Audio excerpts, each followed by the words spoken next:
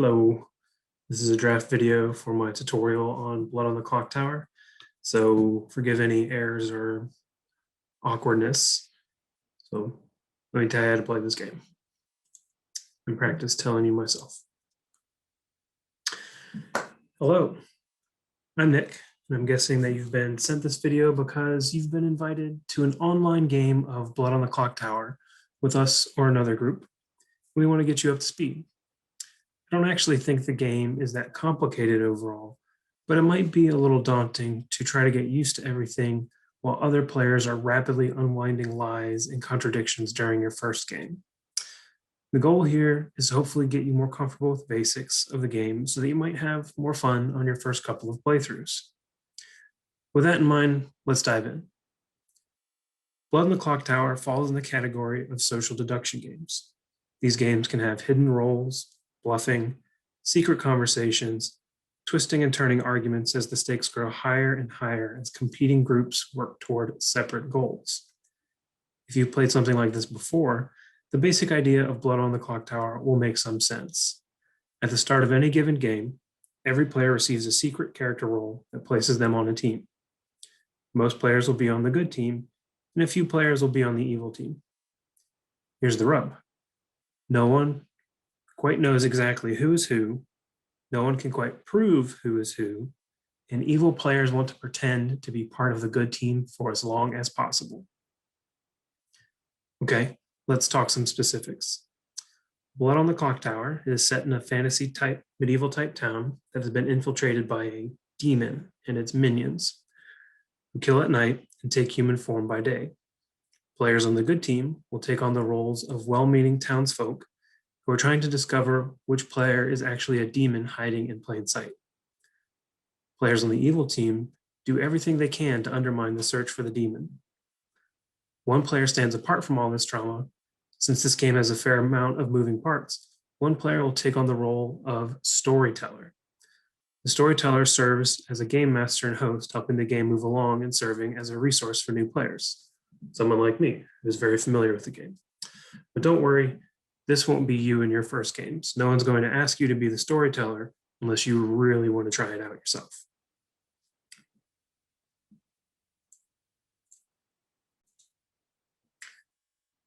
Okay, let's run through some details.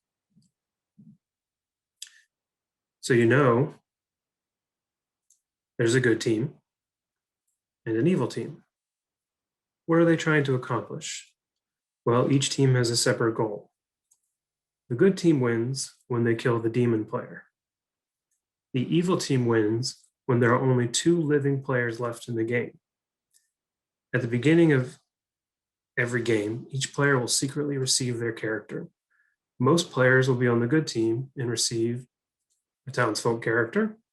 Depending on the number of players in the game, a few might receive outsider characters who are also on the good team. One player will discover that they are the demon, and a few more will learn that they are the demon's minions. Most players have no idea who each other's characters are, or even what team everyone is on. Players will also have no idea which characters have been chosen for a particular game. We'll go over more about characters and their abilities later in this video. So everyone gets their characters, then what? Well, the game is split into 2 phases, a day phase and a night phase. At night, some characters learn information or get to use abilities in secret. Some abilities activate only on the game's first night, while other abilities might only activate on all other nights. The character reference you will have during the game will spell out the details, and you can always ask your storyteller for clarification. But of course, the most important part of the night is that the demon character will choose a player to die at night. They choose someone to die at night. This is one of the main ways the evil team can win, by killing off good townsfolk night after night. During the day phase, players talk. You can talk to other players, publicly or in private. Players will share information or bluffs, trying to sort through everything they are learning from each other. Generally, the good players want to share whatever they know and attempt to find out who is who. Most good players will be telling the truth, but some good characters have an incentive to lie. If you are evil, you should definitely be lying. Your best option is to pick a good character to pretend to be, spreading as much false information as possible. Finally, before the day phase ends, players can choose to nominate one of their fellow players for public execution. This is how the town tries to root out the demon. If they can correctly guess who the demon player is and gather enough votes to push the execution forward, the town is saved. Only one player can be executed per day, though the town might agree to allow the day to pass without executing anyone. There are a couple more specific rules about nominating and executing players, but we'll come back to that. Once a player is executed, the day ends. If no one is executed, the storyteller will decide when the day should end. Then a new night phase begins, followed by another day. So that's the flow of the game. Not too complicated, right?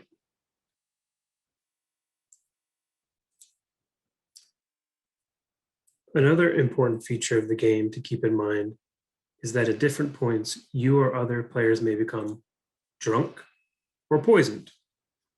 This could happen from another player's ability or because of a choice the storyteller has made. If you become drunk or poisoned, you will not be told. Depending on which characters you're playing with, you might be temporarily or permanently drunk or poisoned. Your ability will malfunction. Any information that you get may be incorrect, and any effect of your ability will not happen. But the storyteller will pretend to you that it is working. This means that your storyteller might be lying to you at different points in the game, ultimately making everything in the game potentially uncertain. So that's the structure of Blood on the Clocktower. A few days and nights of murder and executions in the hopes of saving the town. Odds are you'll end up dead at some point. What does that mean for you? Well, dead players lose the special abilities of their characters.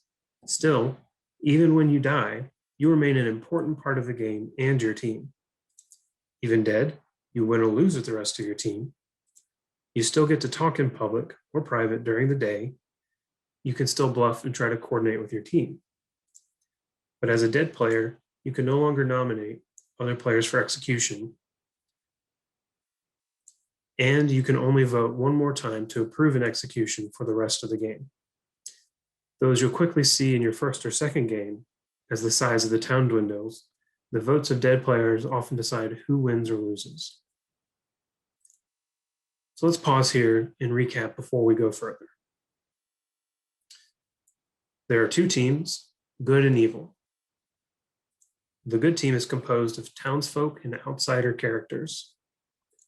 The evil team has one demon and a few minions. No one has a clear picture of who is who. Some players start without any information. No one knows which characters will actually be used in each game. The goal of the good team is to kill the demon. The goal of the evil team is to leave only two players left alive. The game has two phases, night and day. At night, character abilities activate and the demon strikes. During the day, players talk and can nominate others for execution.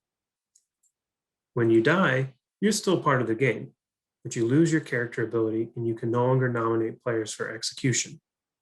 And you only have one vote to spend for the rest of the game. Don't forget, you or other players could be drunk or poisoned at different points in the game, causing your abilities to malfunction without knowing it.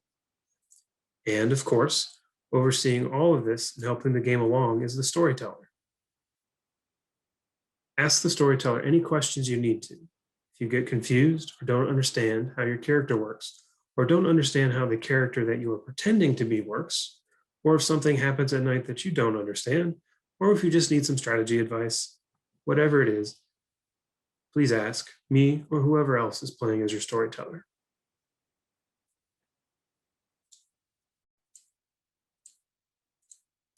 Hello again.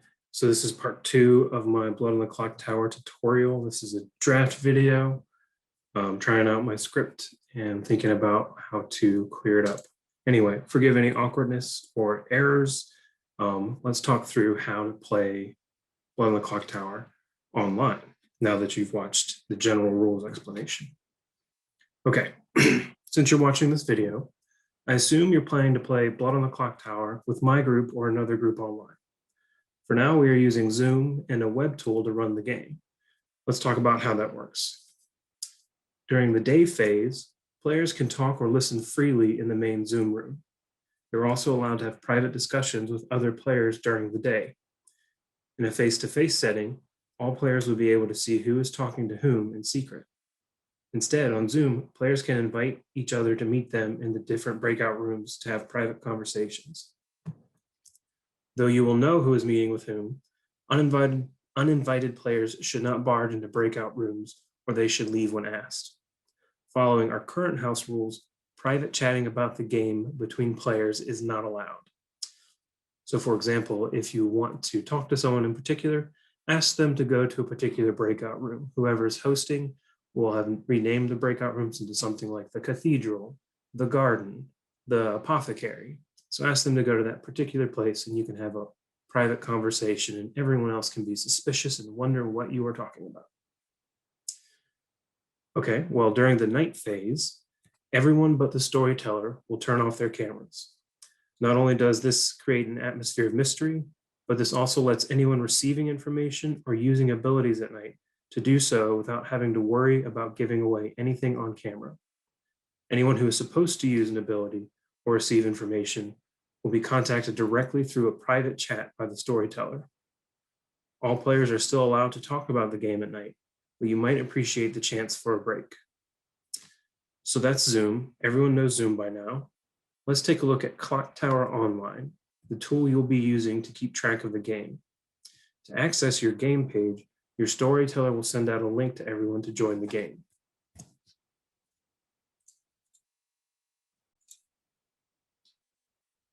Here we are, our virtual Blood on the Clocktower board.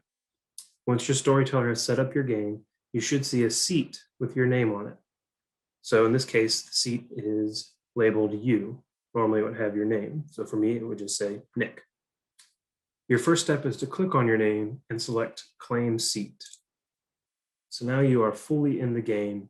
You'll see that there's a chair next to your name. You'll be able to tell that everyone else is connected and ready to play when every name has a chair next to it. Right now, no one else is playing, so you don't see any chairs. All of these tokens represent you and other players in the game. The player's position indicate the seating arrangement of a particular game. For example, you are sitting between player A and player G. This will be relevant for some character abilities, but we'll get to that more in a bit. The text in the middle of the board, where my mouse is now, indicates which edition of Blood on the Clocktower we'll be using. Each so-called edition is just a collection of characters that work well together. 3 so far are available in this tool, but we'll only be looking at Trouble Brewing, the recommended set for new players. Below this are some useful numbers and symbols. The green symbol count indicates how many people are playing. The heart symbol counts how many people are still alive in the game. The ballot box symbol count shows the total number of currently available votes. This number will change when dead players use their one and only vote. This top row of information is useful, but not essential. If you feel like it's too much right now, no problem, just ignore it. You'll get used to it going forward. The second set of numbers and symbols indicates the default number of each character type in your game. This distribution is determined by the number of players in your game. For example, in this 8-player game I have set up, the blue symbol indicates that the game would normally have 5 townsfolk. The lighter blue symbol tells us that we should expect 1 outsider character in the game. The orange symbol tells us that we should expect 1 minion. And of course, every game will have 1 big red demon. I say that this is the default distribution because a storyteller might use some of their options to disrupt these expectations. You'll see what I mean a bit later. Okay, So you've taken your seat and you're getting familiar with the view. What next? Well, when the storyteller is ready, they will update the board with everyone's secret character roles. To see your role, you'll need to hit G on your keyboard.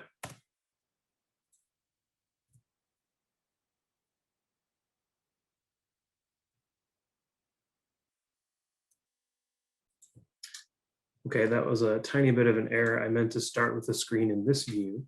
If you hit G on your keyboard, you will now see your own character. For the most part, you'll probably really only use this mode with the gray tokens, what is called grimoire mode. Now you see that you've been assigned a character. If you hover the mouse over your token, you'll see the description of your character ability. Congratulations, you've just become the town chef. Good luck hunting down that demon. We'll ignore the blue number 1 on the token. This is a feature that could be useful to the storyteller, but not so much for players. You can just ignore it or go to the game menu by clicking on the gear in the top right corner up here. Go to the Grimoire tab and click off the box for Night Order. And now you have no more unuseful number cluttering your screen. You have other options here in the menu, but I'll leave that to you to explore. While playing, you can click around the board and on other players' tokens to create notes for yourself. Let me show you. So let's say player B claimed to be the Undertaker. You can choose and say, well, they said they're the Undertaker, so I will give them that token as a reminder to myself. Maybe this player, you think they're a good player, player D, but you're not entirely sure. You don't know what character they are, but you want to remind yourself you think they're a good player. Maybe player G, you think they're the Virgin. Player F, perhaps you think they are the imp, the demon. And if you really want to, you can use a custom note to put in some specific text to remind yourself. So here, perhaps I'm saying, I think player F is the demon, but I'm really not sure. It's just a guess. This is purely for your reference. You can go nuts and try to catalog everything anyone has said, or you can completely ignore these extra options. Importantly, none of the notes you make will affect anyone else's view. To remove this stuff, you can click over on the character tab in the options and click remove all. Now you've removed everything, including yourself, but you're still the chef in the game. Don't worry. Great. So you're the chef, and on the first night, the storyteller gave you some cryptic information. During the first day, you've had some heated conversations with your fellow citizens, and the storyteller announces that you all may begin nominations if you please. Let's jump back to the rules slides to get into the nitty-gritty.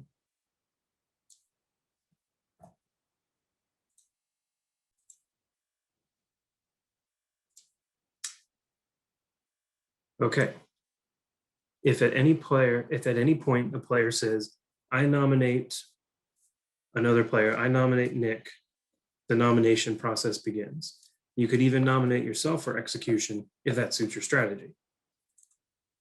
Once a player is nominated for execution, the storyteller might call on the nominator and nominee to briefly summarize their case. If needed, the storyteller might mute players to make sure the game is moving forward. Then everyone votes on whether or not to execute that player. Each day, you may vote for as few or as many players as you wish, and whoever has the most votes is executed.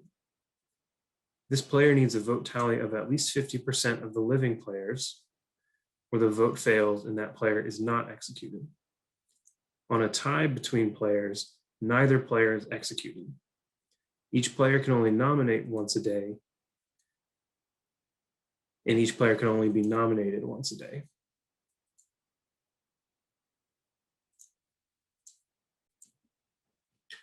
Clocktower Online has a convenient voting system that the storyteller can use to record votes. Let's see how that works now. In this example, let's say player B has nominated player F. So that the storyteller will set up the vote and 2 clock hands will appear around the board. The text in the middle reminds us who has nominated who. Player B nominated player F. The clock hands match the color of the text, so the blue hand points at player B and the red hand points to player F. The screen also tells us how many people are currently voting yes and how many total votes Dan needs to be up for execution.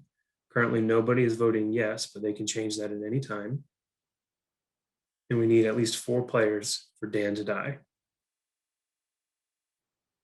Before the vote officially starts, you can choose to put your hand up or down to signal how you plan to vote. So currently, say hand up, I'm voting for execution. Hand down, I'm not. You go back and forth depending on how you want to play.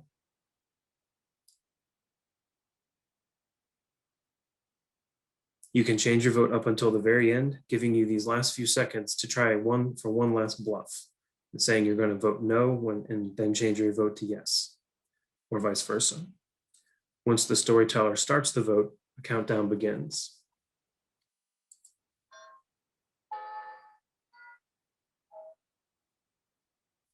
And the red clock hand begins to move around the board to the left of the nominated player. Your vote will be locked in once the red hand passes you, so make sure you voted the way you want to.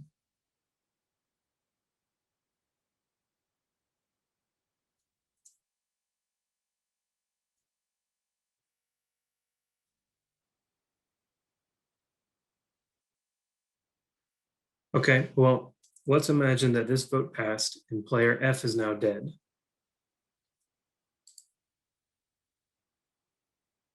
If he was the demon, then the good team would have won. Except player F isn't the demon. He was just some poor townsfolk that you all just threw under the bus.